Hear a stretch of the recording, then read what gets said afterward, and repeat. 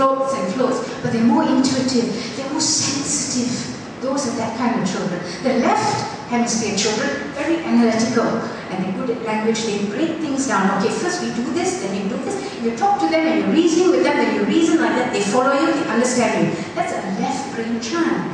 Now, when you know that, then you deal with the child that way. I give you an example with mine too. I have two older girls, and the older girl is a prefect in school, and she tends to be more, ordered. She already tells me ahead in time, this week I've got this class, you must pick me for this class. And the other child is always in a world of her own. And the second one got bullied in school. She came back and she said that one girl was bullying her in school. Now, bigger sister is prefect in school. So the prefect, Madame Prefect, was trying to solve the problem for the little sister. So when they came to me to tell me this, my approach to the left tendency to be left brain child, older side would be, well, I know she's confident, I know she's in charge of things. I said, well, did you stop to find out why that girl did that? Must find out why, maybe there's this and that. But my other child, my dreamy right-handed brain child, who's lacking perhaps in a bit of confidence, I said, well, you have to stand up for yourself. You can't have children bullying you. You did nothing wrong, and therefore, what do you do? So your approach to the child, same problem, same situation, two different speeches to the two types of children. Can you have the next slide? Okay, so this is your left brain, tries to be more factual, good sense of timing, good, and this one more intuitive, and the different characteristics. Next slide. So we know the inclination of the child, we understand their likes and dislikes. It's like as simple as buying a gift. When you buy a gift for a child, you think, what will this child like? Say when you solve a situation, how is the best way to solve it? How will this child understand me? There's the same sort of thing. So then, the other thing important about this is once you know their strong point, you can develop that. You know this child has a tendency this way. This is the right part. It's a thing that's happening in the brain. This brain is more dominant. We encourage this part. So instead of harping all the time on the other part, which is weak, you develop this. But of course, the idea is also to try and slowly encourage the left brain. So there's a balance in the two brains. But the most important thing is the parent is aware of what is happening in the brain of the child. When you're developing the weaker, you have to do it very gently. When you're promoting the stronger, that's where the flair is. That's where you develop promote confidence in the child. So you know your child that way. Right, so this is lesson 5. So you're all very fit, everybody exercising regularly? Yes. Everybody energetic, not bursting with love and energy? Yes. Where's the energy? Energy. And mentally conscious, obviously, I heard all of you say you're all watching the right words and saying the right words. Why does that affect creativity? If you are stressed at work, and stress, remember, is a lifestyle problem that's related to your physical being. If you're stressed, do you think you're going to come home and be creative? You just want peace and quiet, go away. That's what you're going to say. No, it may not be rude, but you're not going to be sitting quietly to find creative solutions. So if you're stressed, that's what will happen. If you're angry, are you going to be creative?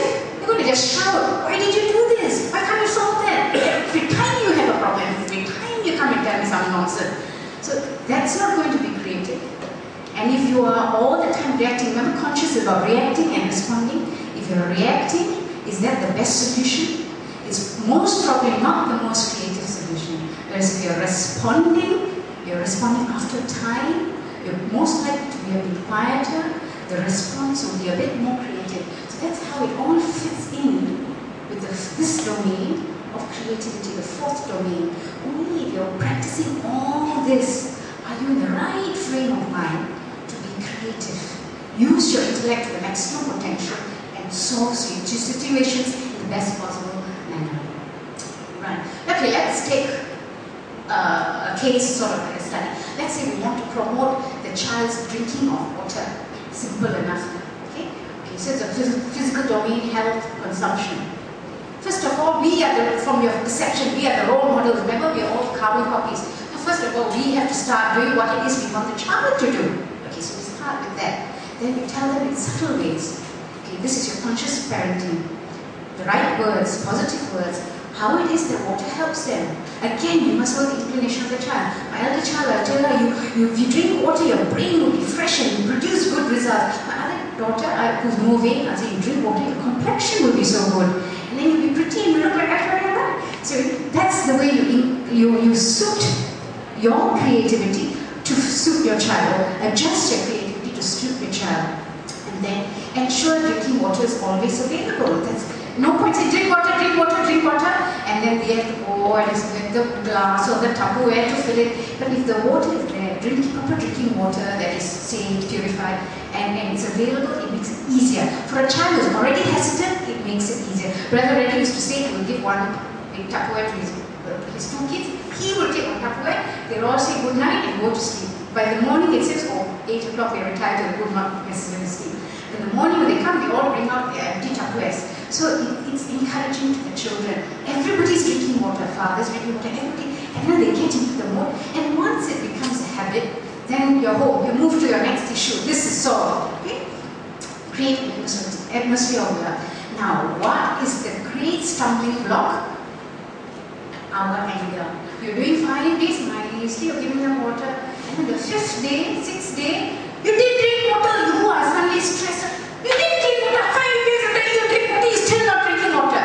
One day, one moment of that anger does everything that you've done. The child will say, you and your water, all the time, water, keep your water. And it's gone, that one moment. So unfortunately, or fortunately, because it's about us, isn't it? It's about transforming us into better beings. Ugly tempers can come. It's all the time being conscious, all the time being energized, all the time being healthy, and then working it out. Perseverance, patience. How long should you do it? Till it's there, until it's solved. It's solved, then you move on to the next one.